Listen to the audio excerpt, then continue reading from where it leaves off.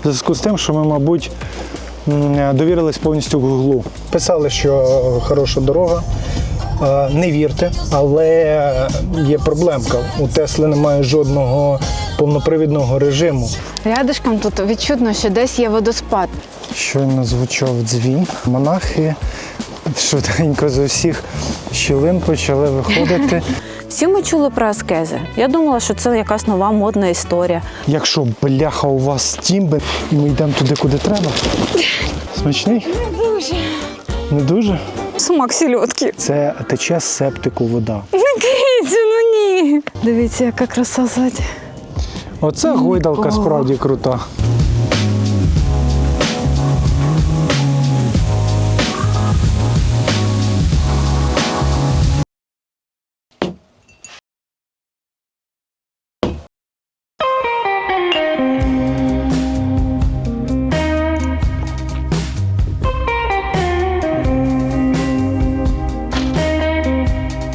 Всім привіт. Привіт. Вгадайте, де ми?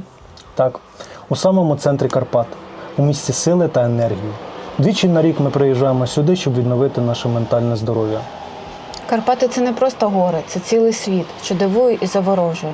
Ми об'їхали чимало куточків, але кожного разу залишається щось неізвідане, щось цікаве. Але неможливо побачити все і неможливо дослідити все, бо кожне місце має свою силу, свою енергію, свій характер та історію. Сьогодні ми обрали Маняву. Не чули? Цікаво? І нам цікаво. Тож гайда з нами, погодка вогонь, людей небагато. Гайда? Гайда. Їдемо в Маняву. Так? Так, Манява. Ну, дорога писали нормально. Писали, що хороша дорога. Не вірте всьому тому, що пишуть.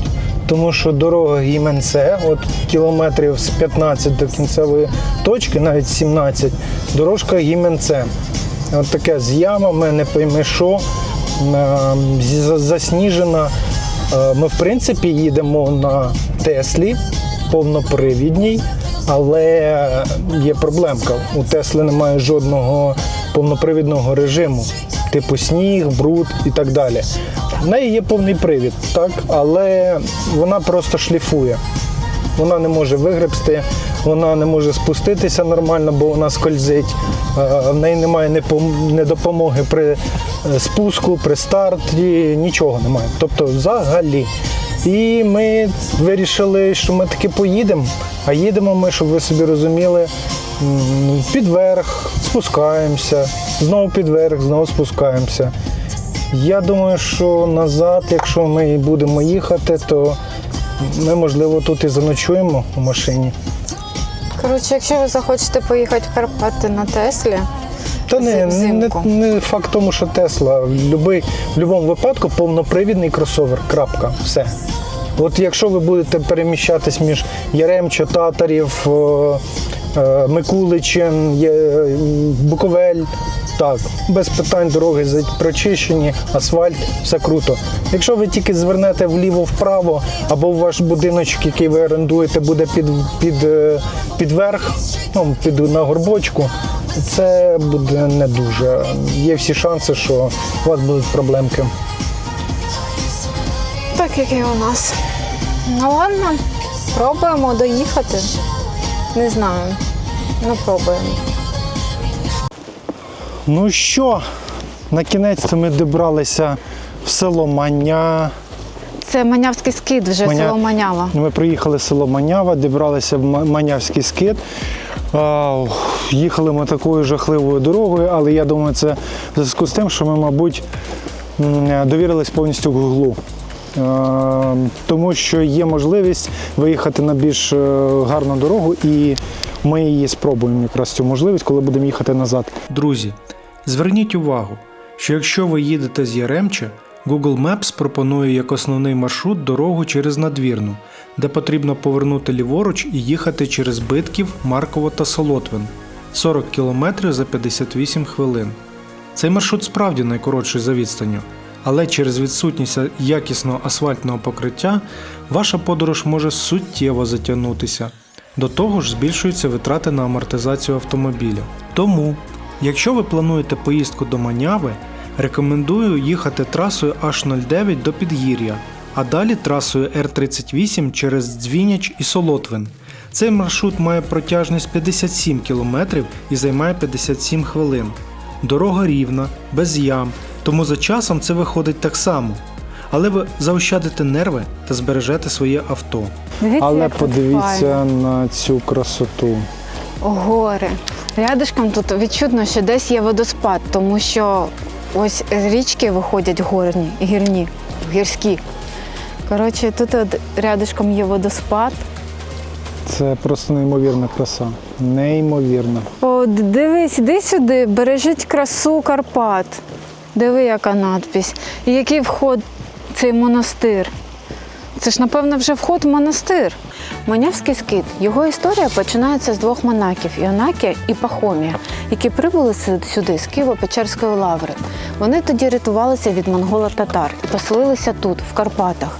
В 1611 році цей монастир заснував монах Іов Княгицький, відомий своїм аскетизмом і реформаторською діяльністю. Всі ми чули про аскези. Я думала, що це якась нова модна історія, а виявилась стара, просто трохи забута. Так ось, він, це я про Княгицького, заснував монастир, відомий як Український Афон, завдяки суворим статутам, що нагадували традиції афонських монастирів. Що цікаво, цей монастир підтверджував свій статус Ставропігії двічі, і цей статус йому надали константинопольські патріархи. Це означало, що він був незалежним від місцевої церковної влади. У 1628 році його визнали головним монастирем понад 550 обітелей.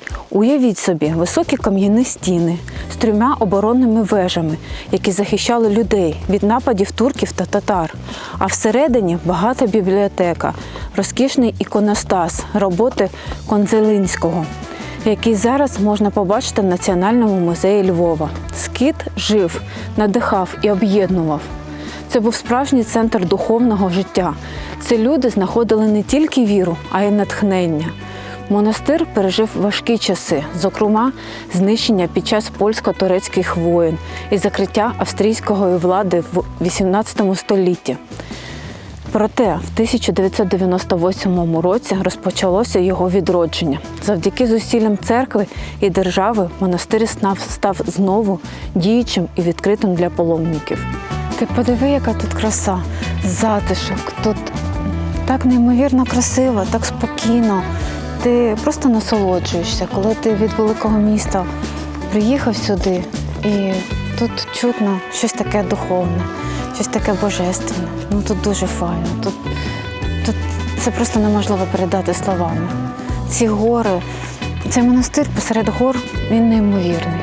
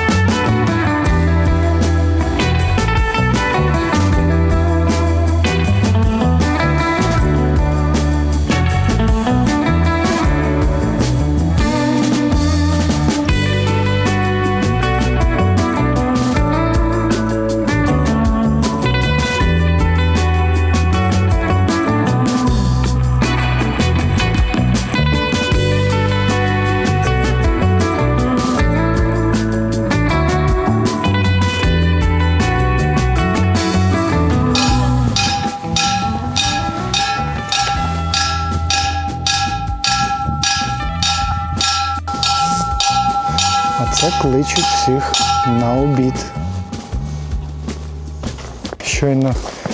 Щойно звучав дзвін. Всіх покликали на обід. І всі монахи швиденько з усіх щілин почали виходити і йти швидко-швидко на обід. І ми проходили крізь столову. Так запахло, що я би сам Якби в мене була ряса, я зараз би сам би швиденько вдягнувся би і побіг би як монах обідати. Ну, до речі, дивися, на тут жаль. так багато будиночків, і вони усі, в кожний в своєму будиночку. Реально, коли продзвонив колокол, вони з кожної дверці повиходили, і кожен побіжав Тут немає до столової. чорної тканини якоїсь? Щоб поїсти. Да, Ні, я в зараз куртці перевдягнуся і побіжу. Ні, немає, на жаль. Йдемо Але- далі до камня.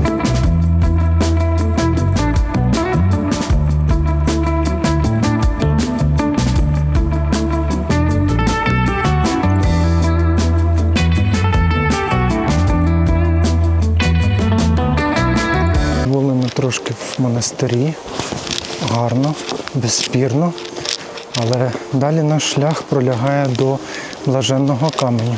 Киця, ти- Місця, де кожен може загадати бажання, помолитися, загадати якусь свою мрію, і вона, певно, має здійснитися. А ти вже Ми- придумав, що будеш загадувати? Звичайно, як і багато хто в нашій країні, я хотів би загадати, щоб наступив мир, щоб закінчилась війна, щоб всі наші близькі, рідні та друзі повернулись до своїх домівок. Я думаю, що саме таке бажання ми з Марією загадаємо. Так, і це блаженний камінь. Дуже багато легенд ходять вокруг цього камня. Тому я думаю, що наші мрії здійсняться.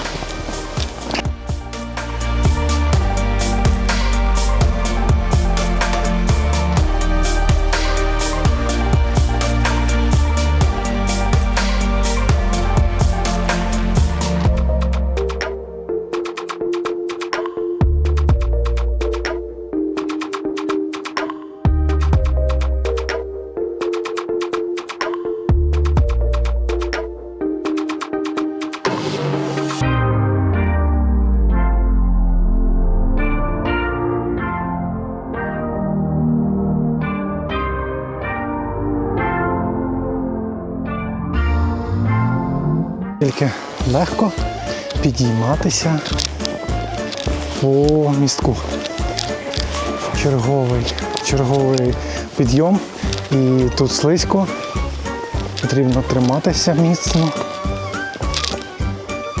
Тут трошечки слизько, тому, якщо чесно, то треба дуже зручне взуття.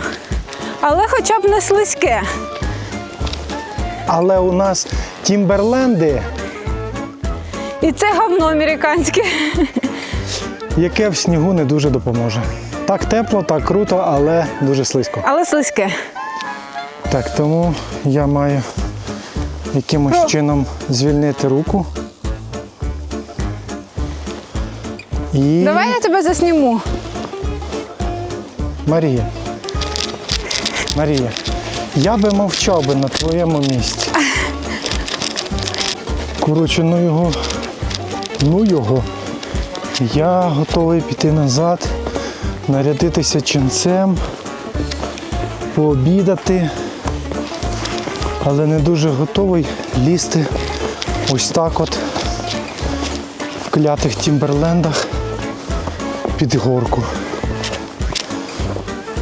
Тому що це певний екстрим.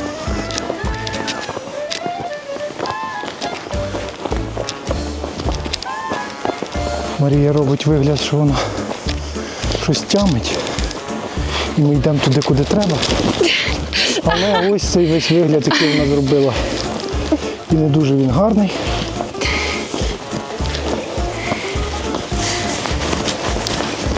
Маша, як сніг смачний. Смачний? Не дуже. Не дуже? Трошечки впало. Знаєте, Марія в нас, як ото є діти, якими постійно треба щось прибирати, підтирати. Там, вони постійно в чомусь вивалюються, вимазуються. Ось Марія така. Тому що я піднявся норм, хоча впасти мав би я. Але ви всі бачили, що зробила Маша. А чого впасти мав би ти, а не я? Я в таких самих тімбах. Ти ж спортсменка. І що? Дивіться, от вона ніби випала чогось.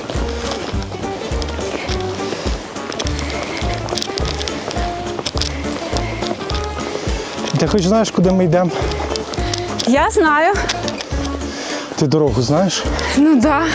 Де ти її побачила? Да. Тому що тут одна стежка. Іншої немає. Просто тут одна стежка. 400 метрів Може, ця стежка десь кудись нагору веде? до Блаженого каменю. Будемо думати, що так. Ох, друзі. 3 рази Маша їла землю, глину. Не землю, а сніжок. Сніжок, так. Да. До глини не достала, правда. Хотіла, але не достала. І в кінці кінців ми прийшли до Блаженого каменю. Насправді дуже крутий підйом. Він незручний. Якщо, бляха, у вас тімби, не вздумайте в тімбах взагалі ходити по снігу. Тому що це гівно, а не взуття. Ось, але ми ледве вилізли. І дивіться, на відстані 400. І ось таке нам відкривається чудо. Є рись в Карпатах, а ось це якийсь брись. Це ти про що? Це якийсь брись, якийсь хоче вилізти ось туди. Ні, напевно, в цих ботинках це нереально. Брись вирішив не лізти. Але що я хочу сказати, на відстані 400 метрів від брами Манявського скиту знаходиться Блаженний камінь. Він як брила з гротом. І, до речі, він став першим, коли перші монахи сюди прийшли, їм потрібно було десь укритися від вітру і дощу. І саме під цим камнем вони укрилися. І саме завдяки цьому камню вони вижили. Камінь нагадує горган із отвором, з якого раніше витікала вода, яку вважали цілющою. І за легендою, вода перестала текти саме тоді, коли закрили монастир. І чудом відродилася тоді, коли скит відродили. Дуже багато легенд крутиться біля цього каменю, але одна з основних – це те, що можна забажати бажання, і воно здійсниться. Тому ми зараз з Дімою написали бажання. І хоча не можна говорити про своє бажання, не можна його озвучувати, але, як ми вже сказали, наше ключове і саме головне бажання – це мир в Україні. І тому Марія записочку лишає саме з таким побажанням. Дуже Сподіваємося, що воно збудеться. Так, дуже сподіваюся, що в нас збудеться. А ти показав ручійок? Який живильний, целібний? Який? Целебний. Целібний? Целебний. Що таке целібний? Кажуть, що він також здійснює мрії, і якщо хвора людина звідси буде пити, то вона й одужає. А повної появиться діарея. Ні. Він, дивись. Жартую, насправді це дійсно всі, хто тут живе, всі, хто сюди приїжджає, всі знають і вважають цей струмочок цілющим.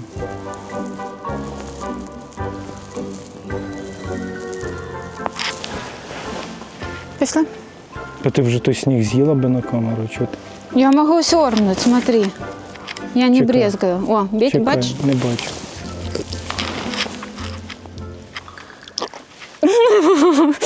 Фу, це не просто вода, вона має якийсь смак сільотки. Фу. Справді, за легендою, сам струмочок знаходиться вище. А ось там, де Маша спробувала чуть-чуть водички, це тече з септику вода. Кицю, ну ні. Не знаю, чому Маші здавалося, що водоспад близько, але, як виявилось, він розташований аж за 16 кілометрів від скиту. Біля монастиря, просто на парковці, ми зустріли водія. який погодився відвести нас до водоспаду. І якщо вам спаде на думку їхати туди власним авто, то відразу відмовтесь від цієї ідеї. Дорога туди майже відсутня. По дорозі до водоспаду ми натрапили на неймовірно цікаву локацію – гойдалки біля Манява Резорт. І ми просто не могли поїхати повз. Слухай, тут неймовірно. Тут так круто, мені так подобається. Клас. Так, дійсно гарне, дійсно інстаграмне місце. Тут людей небагато. Мені ще подобається, що тут дуже мало людей зараз в такий час, але така краса, тут не передати словами. Якщо так от подивитися, ну-ка, дай люди подивляться, яка там краса. Хай дивляться. Трошечки туди. Глянь, яка краса. Насправді вся та погана дорога, яку ми спостерігали, якою ми їхали, на це все можна просто закрити очі. Вона того вартує, коли так. ти сядеш і погойдаєшся. Це неймовірно гарно. Неймовірно. Селище Манява рекомендуємо. Це, до речі, знаєте, я коли гуглила і шукала, куди піти, я не знала, що тут так багато таких місць гарних. Тому що те, що я загуглила, це класний монастир, і треба сходити туди, і що це тут є водоспад. Але казалось, що водоспад тут не близенько до цього монастирю, це по-перше. А по-друге, оказалось, що тут купа дивовижних місць. Насправді так, добратися до водоспаду можна, але ладно, про це ми розкажемо, коли будемо біля водоспаду. Поки що ми насолоджуємося гойдалкою та видом за нами. А там ще одна гойдалка є, і вона ще крутіша. Ідемо. Боже, а він не заважкий? Нічого дивного, ми все катаємося на гойдалці. Щоб ви розуміли, Блін, яка краса! якщо я зараз шмякну звідси, то шмякнусь я ось туди. Диви, яка краса! А може і не шмякнусь. Кайфулі? Може, ти краще тримайся. Я тримаюся. Я всього тричі впала на монастирі. Мені здається, гарно. І нікого. Ого, швиденько пішло.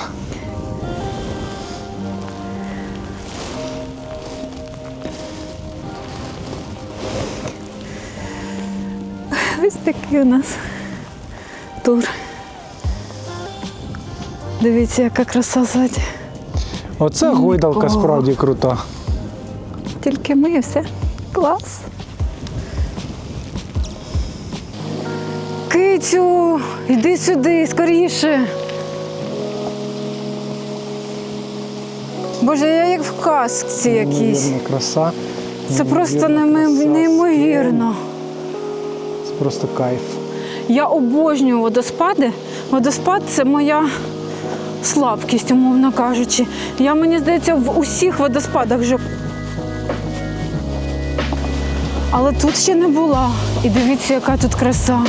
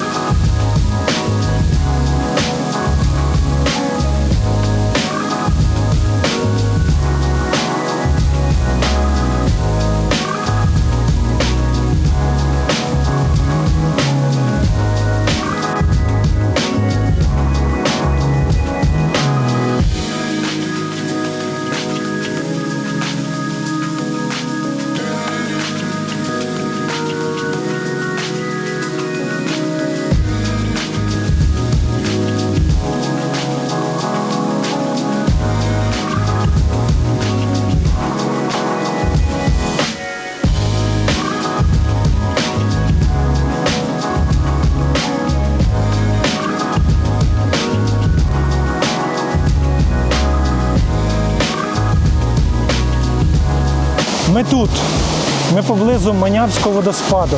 Це по праву одна з найкрасивіших природних пам'яток Івано-Франківської області. Вона розташована поблизу селища Манява. Цей водоспад є найвищим водоспадом в Україні з висотою падіння близько 20 метрів. Він утворений річкою Бистриця, яка також протікає серед Карпатських гір. Перші згадки про цей водопад датуються 1801 роком, а вже в 19 столітті він стає одним з найпопулярніших туристичних місць, куди з'їжджаються з усіх куточків України.